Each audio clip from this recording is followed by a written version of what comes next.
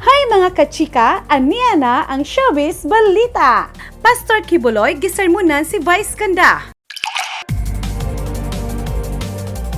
Nakatila og sermon ang kapamilya comedian TV host nga si Vice Ganda gikan sa self-proclaimed appointed son of God nga si Pastor Kibuloy atol sa programa niini nga Powerline sa Sunshine Media International Network.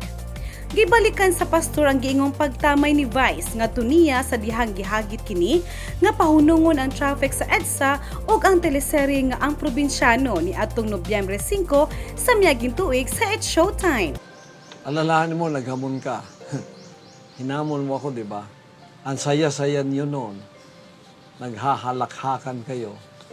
Meron pang isang kasamaan mong lalaki. Pati ngala-ngala niya, nakita ko sa katatawa eh. Lulungkot ka sapagkat di mo mapigilang umiyak dahil wala na yung mga programa niyo. Ang kayabangan, nakikita ng Diyos yan. Pag binigyan kayo ng pabor sa buhay, huwag kayong ganon. Kasi yung lahat ng pinagsasabi mo, puro imposible. Sige nga, Kiboloy, punta ka sa EDSA, pahintuin mo ang traffic. Sige nga, Kiboloy, pahintuin mo ang probinsyano. Nag-prophesy ka, Vice. Oh. Ngayon, wala na yung programa mo, wala na yung network mo, malinis ng EDSA. Dapat masaya ka sapagkat natupad ang lahat ng hamon na ginawa mo. Sana kung ikaw, ibalik ka pa sa estado mo sa susunod. Gamitin mo nga yung binigay na pabor sa iyo para sa kabutihan.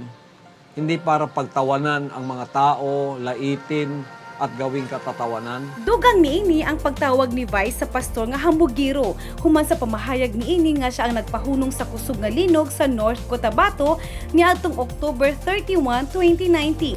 Lakip sa naiskutan sa pastor ang pagtamay usab ni Vice sa kapuso broadcaster nga si Jessica Soho.